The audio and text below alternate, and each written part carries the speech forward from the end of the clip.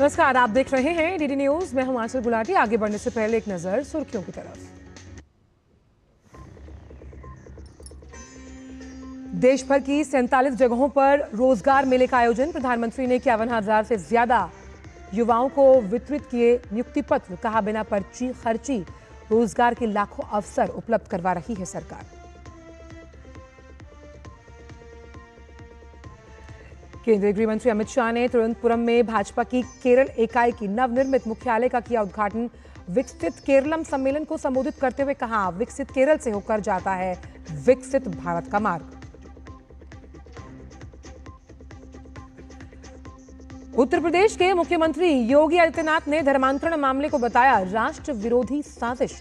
कहा, आरोपी छांगुर ने धर्मांतरण कराने के लिए तय किए थे अलग अलग रेट। ये लोग देश का स्वरूप बिगाड़ने का कर रहे हैं काम। नक्सल मुक्त अभियान को एक और सफलता। छत्तीसगढ़ के सुकमा में 23 इनामी नक्सलियों ने एक साथ किया आत्मसमर्पण। बस्तर में शांति बहाली की दिशा में बड़ी पहल।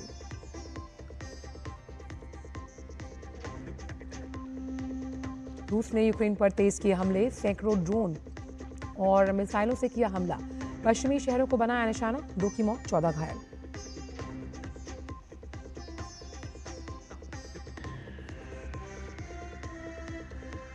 और लॉर्ड्स टेस्ट में तीसरे दिन का खेल शुरू।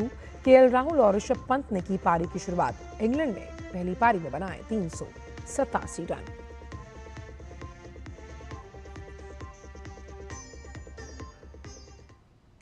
और आइए जानते हैं सभी खबरों को विस्तार के साथ। प्रधानमंत्री नरेंद्र मोदी ने आज 16वें रोजगार मेले के तहत हजारों नियुक्ति पत्र जारी किए।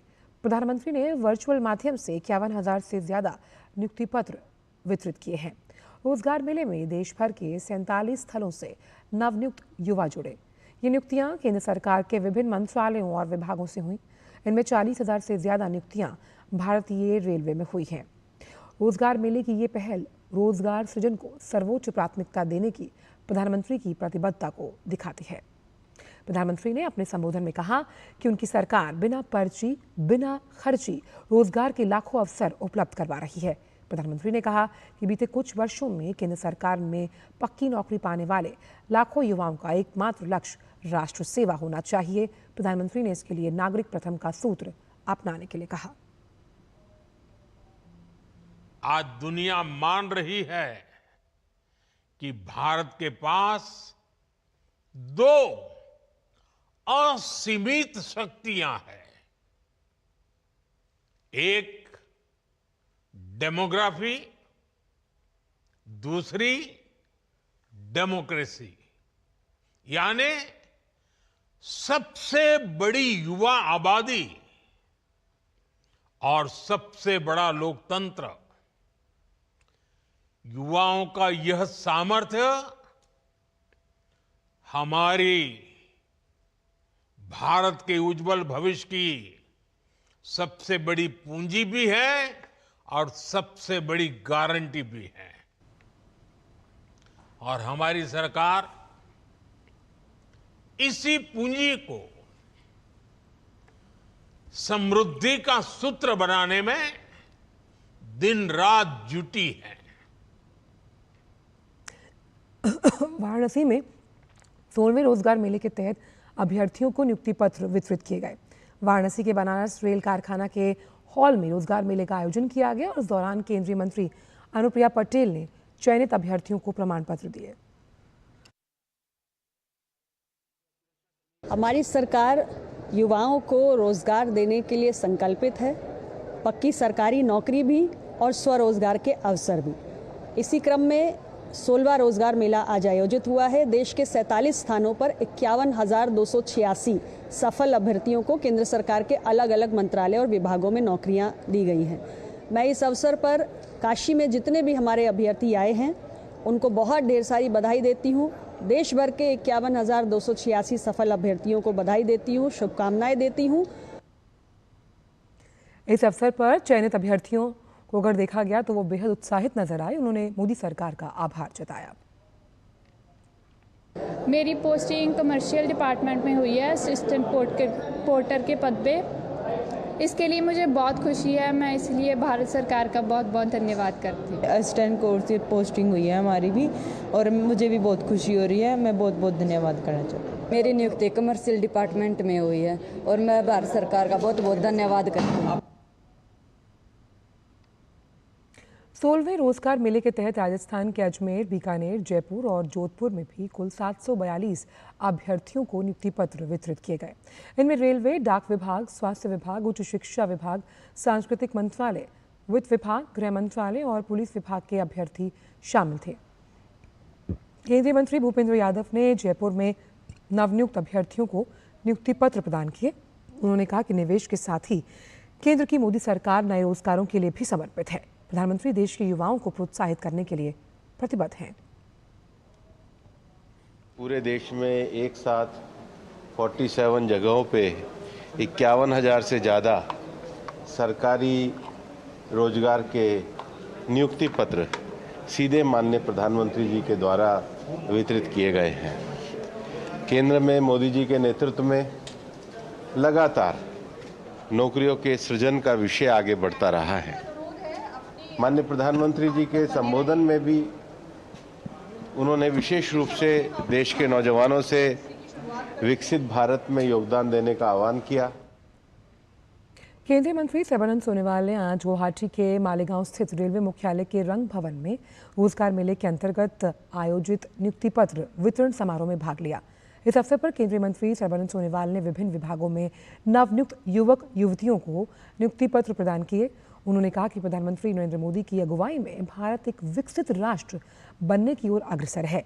उन्होंने आगे कहा कि केंद्र सरकार ने देश के युवाओं को सशक्त बनाने के लिए सभी आवश्यक कदम सफलतापूर्वक उठाए हैं। पिछली 11 साल की जो सफल विकास यात्रा जिस रूप दी गई है परम आदरणीय प्रधानमंत्री जी की कुशल नेतृत्व ने, आज इसके वजह से भारत दुनिया का तीसरी अर्थव्यवस्था बनने जा रहा है, सबसे बड़े अर्थव्यवस्था। पहले इतने बड़े लक्ष्य किसी ने भी तय करने के लिए हिम्मत नहीं किया था, लेकिन माननीय प्रधानमंत्री जी ने देशवासियों के ऊपर भरोसा रखा, देशवासियों को विश्वास में लिया, साथ में लिया। एक भारत श्रेष्ठ भारत मंत्रों के द्वारा देशवासियों को एकत्रित किया और सबके विकास के लिए सबका विकास, सबका प्रयास, सबका साथ, इन नीतियों ने आज आप लोगों ने देखी है कि कितना सफल रहे। केंद्रीय गृह मंत्री अमित शाह विकसित केरलम सम्मेलन में शामिल हुए। कार्यक्रम को संबोधित करते हुए केंद्रीय गृह मंत्री ने कहा कि भाजपा ने कार्यकर्ता सम्मेलन को अन्य राजनीतिक दलों के सार्वजनिक सम्मेलनों जितना ही बड़ा बना दिया और ये केरल में भाजपा के भविष्य का प्रतीक है। उन्होंने आगे कहा कि विकसित भारत का मार्ग विकसित केरल से होकर जाता है। शक्तिशाली दक्षिणी राज्यों के विकास के बिना एक विकसित भारत संभव नहीं है।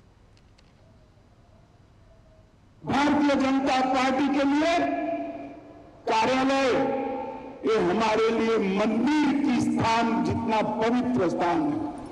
श्री नरेंद्र मोदी जी ने विकसित भारत की संकल्पना देश के 140 करोड़ लोगों के सामने रखी। विकसित भारत का रास्ता विकसित केरलम से होकर ही जाता है। दक्षिण के शक्तिशाली राज्यों के विकास के बगैर विकसित भारत संभव ही नहीं। केंद्रीय गृह मंत्री अमित शाह ने विपक्षी पार्टी पर जमकर निशाना साधा। उन्होंने कहा कि एलडीएफ और यूडीएफ सरकारों ने बारी बारी से शासन किया, लेकिन केरल के विकास के लिए कोई काम नहीं किया। कम्युनिस्ट पार्टी के लिए केरल का विकास, इसके ऊपर कैडर का विकास है और भारतीय जनता पार्टी के लिए कैडर के विकास के ऊपर विकसित केरलम है। और मित्रों, एलडीएफ, यूडीएफ, एलडीएफ, केरल की जनता ने कई साल तक दोनों को मौके दिए, मगर दोनों ने किया क्या? हिंसा, भ्रष्टाचार, वोट बैंकों की नीति, एपीसमेंट और देश तत्वों का केरल में पनाहगाह बनाने का काम किया है। केंद्रीय गृह मंत्री अमित शाह ने आने वाले चुनाव में केरल की जनता से भाजपा का समर्थन देने का आग्रह किया। साथ ही कहा कि जिस तरह तमिलनाडु, उड़ीसा और असम में भाजपा की सरकार बनी है, वैसे ही केरल में 2026 के चुनाव में भाजपा की सरकार बनने जा रही है।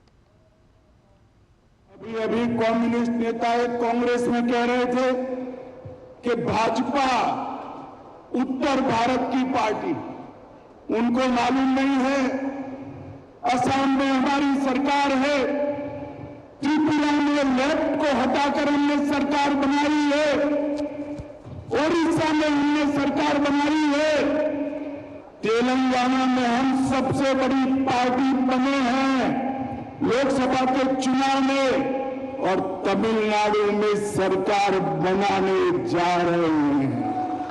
आने वाले लोकल बॉडीज के चुनाव में एनडीए 21,000 स्थानों पर लड़ेगी और 25% वोट के साथ हर बूथ में अपनी प्रेजेंस दर्ज कराएगी।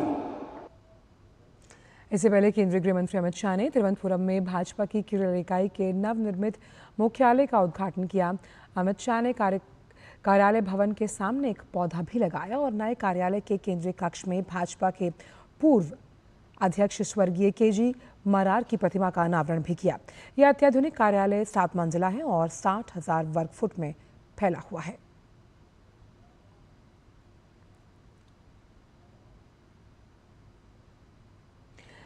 प्रधानमंत्री नरेंद्र मोदी ने आज उड़ीसा के मुख्यमंत्री मोहन चरण मांझी से मुलाकात की। प्रधानमंत्री कार्यालय ने सोशल मीडिया एक्स पर तस्वीरें साझा करते हुए इस मुलाकात की जानकारी दी है। प्रधानमंत्री नरेंद्र मोदी से मुलाकात के बाद उड़ीसा के मुख्यमंत्री मोहन चरण मांझी ने सोशल मीडिया एक्स पर जानकारी साझा की। उन्होंने लिखा कि मैं उड़ीसा के विकास के लिए उनकी प्रेरणा और अटूट समर्थन के लिए आभारी हूँ। इस अवसर पर ओडिशा में विभिन्न विकासात्मक गतिविधियां, भविष्य की रणनीतियां, केंद्र और राज्य के बीच समन्वय और राज्य की समग्र प्रगति में तेजी लाने के संबंध में महत्वपूर्ण चर्चा हुई है। केंद्र और राज्य के समृद्ध एक ओडिशा और विकसित भारत के लक्ष्य को प्राप्त करने के लिए मिलकर काम करने के लिए हम प्रतिबद्ध हैं।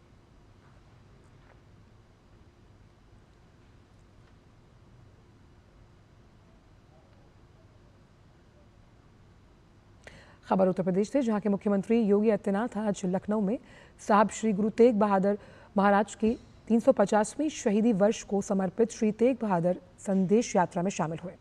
इस अवसर पर उन्होंने कहा कि सनातन धर्म की रक्षा के लिए गुरु तेग बहादुर महाराज ने शहादत दी थी। मुख्यमंत्री योगी आदित्यनाथ ने अवैध धर्मांतरण और राष्ट्र विरोधी गतिविधियों को लेकर सख्त रुख अपनाते हुए कहा कि देश की एकता को तोड़ने की साजिश हो रही है। बलरामपुर से गिरफ्तार छांगुर बाबा की ओर इशारा करते हुए मुख्यमंत्री ने कहा कि भय और लालच के जरिए अनुसूचित जातियों का धर्मांतरण करवाया जा रहा है। अभी बलरामपुर में एक बड़ी कार्रवाई को हम लोगों ने आगे बढ़ाया है। आपने देखा होगा, उसने रेट तय किए थे, यानी कैसे धर्मांतरण के कार्यक्रम को आगे बढ़ाना है।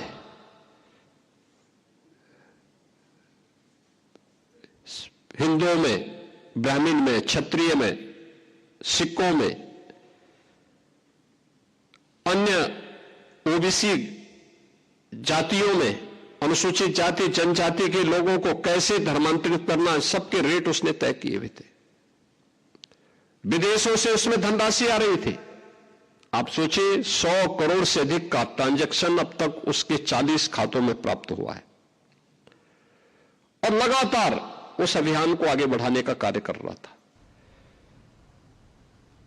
एक लोग किस रूप में देश का स्वरूप बिगाड़ने का काम कर रहे हैं।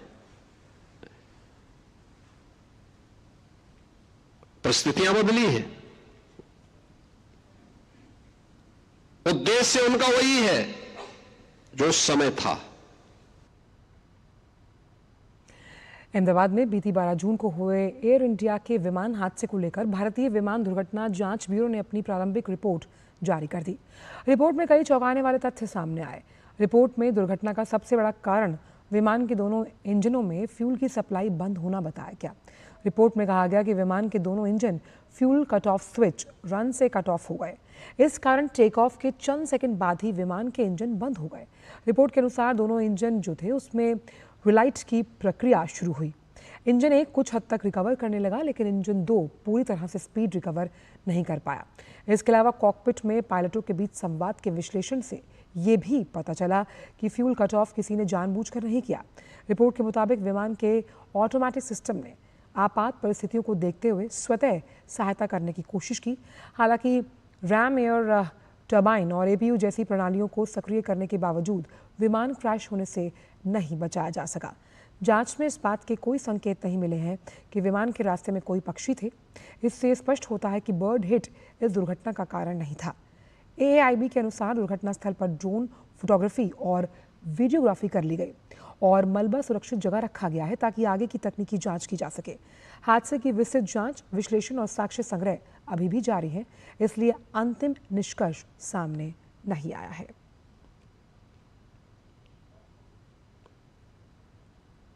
फिलहाल वक्त छोटे से ब्रेक का है। आप देखते रहिए डीडी न्यूज़।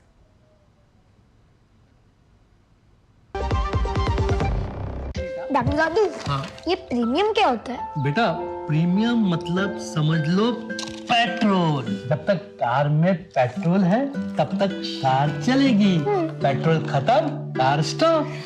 पर पापा, इस बार पेट्रोल खत्म होने पर भी कार चलती रहेगी। वो कैसे?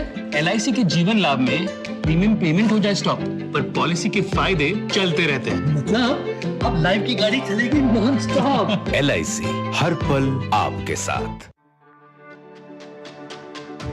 मेरी पसंद, मेरी पसंद, मेरी पसंद, मेरी पसंद, हमारी पसंद, हम सबकी पसंद। मजबूत देश का मजबूत सरिया हो गया स्टील। ब्रेक के बाद सभी का स्वागत। बढ़ते हैं आगे। बात छत्तीसगढ़ की, जहां के सुकमा जिले में आज एक साथ 23 खूंखार नक्सलियों ने सरेंडर किया। जिले में सक्रिय विभिन्न स्तर के कुल 23 माओवादियों ने पुलिस और अर्धसैनिक बलों के वरिष्ठ अधिकारियों के समक्ष आत्मसमर्पण किया। इनमें 1 करोड़ 18 लाख रुपए के इनामी नक्सली भी शामिल हैं। आत्मसमर्पण करने वालों में 9 महिला और 14 पुरुष नक्सली शामिल थे, जिनमें से 3 नक्सली दंपत्ति भी हैं। वहीं पुलिस महानिरीक्षक बस्तर ने सभी सक्रिय माओवादी कैडर्स से अपील की कि वो आत्मचिंतन करें और आत्मसमर्पण कर समाज की मुख्यधारा में लौटें। सरकार द्वारा पुनर्वास और सम्मानजनक जीवन के लिए सुदृढ़ योजनाएं चलाई जा रही हैं। तेलंगाना में प्रतिबंधित संगठन CPI माओवादी के 6 सदस्यों ने हिंसा का रास्ता छोड़कर मुख्यधारा में लौटने का निर्णय लिया। इन सभी ने भद्रादी कोठागुडेम जिला पुलिस अधीक्षक CRPF के समक्ष आत्मसमर्पण किया। इन सभी ने ऑपरेशन चयूथा के तहत सरकार द्वारा चलाई जा रही कल्याणकारी कार्यक्रमों और आदिवासी समुदाय के विकास के लिए उठाए गए कदमों से प्रभावित होकर आत्मसमर्पण किया है। इस वर्ष अब तक कुल 300 माओवादी आत्मसमर्पण कर चुके हैं। वहीं पुलिस का कहना है कि माओवादी संगठन के निचले स्तर के सदस्य अब शीर्ष नेतृत्व के आदेशों का पालन नहीं करना चाहते और वो अपने परिवार के साथ शांतिपूर्ण जीवन जीने की इच्छा रखते हैं। माओवाद अब अपने अंतिम चरण में पहुंच चुका है। दिल्ली सरकार में कैबिनेट मंत्री आशीष सूद ने CBSE, IIT, JEE और नीट जैसी परीक्षाओं में उत्कृष्ट प्रदर्शन करने वाले विवेकानंद स्कूल के विद्यार्थियों को पुरस्कृत किया। इस अवसर पर उन्होंने कहा कि स्वामी विवेकानंद से प्रेरणा लेते हुए युवा विकसित भारत के निर्माण का ध्येय लेकर अपने लक्ष्य की तरफ आगे बढ़ें। विकसित भारत के आर्किटेक्ट बनने का अवसर आपके पास है। इस स्कूल में मिली शिक्षा आपके लिए लॉन्च पैड होगा। यहीं से कोई बड़ी बात नहीं, यहाँ से नीट के, IIT के बहुत सारे लोग निकल के जा रहे हैं। कोई बड़ी बात नहीं कि अगला सुंदर पिचई अब्दुल कलाम, अटल बिहारी वाजपेयी इन्हीं बच्चों में से निकले।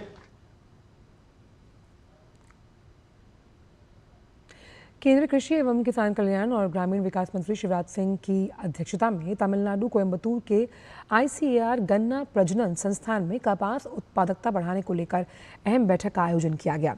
इस बैठक में भारत में कपास का इतिहास, परिदृश्य, चुनौतियां, उत्पादकता बढ़ाने के लिए आगामी रणनीतियों पर गहन विचार विमर्श किया गया। देखिए रिपोर्ट। तमिलनाडु में कोयम्बटूर के ICAR गन्ना प्रजनन संस्थान में कपास उत्पादकता बढ़ाने को लेकर अहम बैठक का आयोजन किया गया। इस बैठक से पहले केंद्रीय कृषि मंत्री ने खेतों में जाकर कपास उत्पादक किसानों से बातचीत की। उन्होंने हितधारकों से परामर्श करते हुए उनकी समस्याओं एवं चुनौतियों के बारे में भी जाना। केंद्रीय मंत्री ने कहा कि दुनिया के बाकी देशों के समान भारत में भी कपास उत्पादन बढ़ाने को लेकर हर संभव कदम उठाने होंगे। आधुनिकतम प्रौद्योगिकी का इस्तेमाल कर लक्ष्यबद्ध होकर आगे बढ़ना होगा। वायरस प्रतिरोधी उन्नत बीज बनाने होंगे। उन्होंने कहा कि निश्चित समय सीमा में किसानों तक इन उन्नत किस्मों के बीज की पहुंच सुनिश्चित भी करनी होगी। केंद्रीय कृषि मंत्री ने कहा कि कई बार उन्नत किस्म के बीज तैयार कर लिए जाते हैं, लेकिन उचित समय पर किसानों तक नहीं पहुंच पाते। इस काम की पूर्ति के लिए वैज्ञानिकों को पूरी ताकत से काम करना होगा। अच्छा बीज उचित कीमत पर, ये मस्ट है, इसकी जरूरत है। इस पर आप काम कीजिए, हमारे वैज्ञानिक भी आपको सहयोग करेंगे, आप भी R&D करते हैं। उचित कीमत पर नहीं मिला तो हाहाकार मचता है। और एक बात हमने तय कर ली है, घटिया बीज, गुणवत्ता विहीन बीज, गलत बीज, नकली बीज, नकली पेस्टिसाइड, घटिया पेस्टिसाइड और नकली खाद, इस पर हम कड़ी कार्रवाई करेंगे। अगर ये गड़बड़ किसी ने की तो छोड़ा नहीं जाएगा, ये मेरा साफ कहना है। केंद्रीय कृषि मंत्री शिवराज सिंह चौहान ने कहा कि अलग अलग राज्यों से आए किसानों की समस्याओं और मांगों को सुनकर उसी के आधार पर आगे की रणनीति तय की जाएगी। कपड़ा बनाने के लिए अच्छी गुणवत्ता वाले कपास की जरूरत है। इस लक्ष्य को हासिल करने के लिए हमें प्रतिबद्धता से काम करना है। उन्होंने कहा कि प्रधानमंत्री नरेंद्र मोदी जी के नेतृत्व में गौरवशाली, वैभवशाली, समृद्ध, संपन्न, शक्तिशाली और विकसित भारत का निर्माण हो रहा है। विकसित भारत में कपास बाहर से क्यों मंगवाना पड़े? अपने देश की जरूरत के अनुसार अच्छी गुणवत्ता वाला कपास पैदा करने की चुनौती और लक्ष्य हमारे सामने है, जिसके लिए हम सब एकजुट होकर प्रयास करेंगे। प्रधानमंत्री श्रीमान नरेंद्र मोदी जी का मिशन है विकसित भारत का निर्माण, और उनका विजन हमारे लिए वरदान है, और उसके लिए अलग अलग हर एक क्षेत्र में काम हो रहा है। कॉटन मिशन इसलिए बनाया गया कि हम देश में जितनी जरूरत है कॉटन की, वो गुणवत्तापूर्ण कॉटन कपास हम अपने देश में पैदा करें, न केवल अपने लिए बल्कि जरूरत पड़े तो दुनिया को भी हम कॉटन का एक्सपोर्ट करें। बैठक के समापन के बाद शिवराज सिंह चौहान ने मीडिया से बात करते हुए कहा कि विश्वस्तरीय कॉटन पैदा करने की दिशा में काम किया जाएगा। उद्योग जगत को जिस प्रकार के लॉन्ग स्टेपल गुणवत्तापूर्ण कॉटन की जरूरत है, हमारी कोशिश होगी कि उसी स्तर के कॉटन का उत्पादन हो सके। उन्होंने कहा कि इसके लिए टीम कॉटन का गठन किया जाएगा, जिसमें कपड़ा मंत्रालय, कृषि मंत्रालय और ICAR, केंद्र सरकार और राज्य सरकार के प्रतिनिधि, कृषि विश्वविद्यालय के वाइस चांसलर, प्रगतिशील किसान शामिल होंगे। Bureau report, DD news. भारतीय टेलीविजन न्यूज में DD न्यूज पर प्रसारित होने वाला कार्यक्रम वार्तावली एकमात्र साप्ताहिक संस्कृत कार्यक्रम है। हर उम्र के लोगों के बीच लोकप्रिय ये कार्यक्रम आज अपने 500वें अंक पूरे करेगा। इस कार्यक्रम के शुरू होने से लेकर अब तक के इस 10 साल की यात्रा पर देखिए यह खास रिपोर्ट। DD न्यूज पर संस्कृत भाषा में ऑडियो विजुअल स्वरूप में प्रसारित होने वाला एकमात्र साप्ताहिक संस्कृत कार्यक्रम है वार्तावली। संस्कृत भाषा एवं भारतीय ज्ञान परंपरा को समर्पित इस कार्यक्रम का पहला अंक 10 साल पहले 28 जून 2015 को प्रसारित हुआ था। यह एक विशेष दिन था क्योंकि इसी दिन 16वें विश्व संस्कृत सम्मेलन का भी उद्घाटन थाईलैंड की राजधानी बैंकॉक में हुआ था। इस कार्यक्रम की अवधि 30 मिनट की होती है। इस साप्ताहिक कार्यक्रम का प्रसारण शनिवार शाम 6:30 बजे एवं पुनः प्रसारण रविवार प्रातः 7:30 बजे किया जाता है। यह कार्यक्रम संस्कृत भाषा और भारतीय संस्कृति के प्रचार प्रसार में महत्वपूर्ण भूमिका निभा रहा है। वार्तावली कार्यक्रम संस्कृत जानने वालों के साथ साथ सामान्य जन को भी संस्कृत से जोड़ने का प्रयास निरंतर करता आ रहा है। इस कार्यक्रम के प्रत्येक अंक में संस्कृत का एक सुभाषित सुनाया जाता है एवं इसके हिंदी एवं अंग्रेजी अर्थों को भी बताया जाता है। साथ ही सप्ताह भर की कुछ प्रमुख खबरों को प्रवाही वार्ता अर्थात स्पीड न्यूज के रूप में दर्शकों को दिखाया जाता है। संस्कृत, संस्कृति या समसामयिक विषय पर एक स्टोरी प्रस्तुत होती है। इस साप्ताहिक पत्रिका में तृतीया प्रभाग के अंतर्गत किसी विशेष अतिथि के साथ संवाद भी किया जाता है। कार्यक्रम ने अपनी 10 वर्षों की यात्रा में बहुत से परिवर्तन किए। ऐसा ही एक प्रयास था बॉलीवुड के गीतों को संस्कृत में ट्रांसलेट करने का। इसके लिए प्रतियोगिता भी आयोजित की जाती थी, जो देश के साथ साथ विदेशी दर्शकों के द्वारा भी प्रशंसित होती थी। तत्वतः वार्तावली के 4 प्रमुख प्रभाग हैं, जिन्हें केंद्रज, तृतीया, प्रविधि एवं व्यास नाम दिया गया है। अत्यंत प्रसन्नता का विषय है कि वार्तावली कार्यक्रम अपने 500 अंक पूरे कर रहा है। यह टीवी पर प्रसारित होने वाला एकमात्र साप्ताहिक संस्कृत कार्यक्रम है जिसमें समाचार भी है, ज्ञान विज्ञान की बात भी है और मनोरंजन भी। 10 वर्षों से निरंतर प्रसारित हो रहे इस संस्कृत कार्यक्रम को दर्शकों का, प्रसिद्ध गणमान्यों का स्नेह मिलता रहा है। आज इस कार्यक्रम के 500वें अंक का प्रसारण होना है।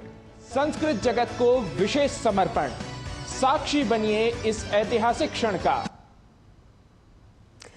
और रूस ने यूक्रेन पर हमले तेज कर दिए हैं। शनिवार को रूस ने यूक्रेन पर सैकड़ों ड्रोन और मिसाइलों से हमला किया। इस महीने ये चौथा बड़ा हमला है। इस हमले में पश्चिमी शहरों को निशाना बनाया गया। हमले में रोमानिया की सीमा पर स्थित चेनेट्स से कम 2 लोगों की मौत हो गई है। रूस ने 557 ड्रोन और 26 मिसाइलें दागी। इस हमले में 2 लोग मारे गए और 14 लोग घायल हुए। रूसी हमलों से पश्चिमी यूक्रेनी शहर लवीव, लुत्स्क और चेनेट्स सबसे ज्यादा प्रभावित हुए हैं। बात क्रिकेट की। भारत और इंग्लैंड के बीच टेस्ट सीरीज का तीसरा मुकाबला लॉर्ड्स मैदान पर खेला जा रहा है। शनिवार को मुकाबले का तीसरा दिन है और पहले सेशन का खेल जारी है। ताज़ा समाचार मिलने तक भारत ने 3 विकेट के नुकसान पर 192 रन बना लिए। ऋषभ पंत और केएल राहुल क्रीज पर हैं। दोनों के बीच 50 रन से ज्यादा की पार्टनरशिप हो चुकी। केएल राहुल ने अर्धशतक पूरा कर लिया और तीसरे दिन भारत ने 3 विकेट पर 145 रन के स्कोर से खेलना शुरू किया। एक दिन पहले इंग्लैंड टीम पहली पारी में 387 रन ऑल आउट हुई। जो रूट ने शतक लगाया, जसप्रीत बुमराह ने 5 विकेट हासिल किए। फिलहाल समाचारों में इतना ही। दीजिए इजाजत। नमस्कार।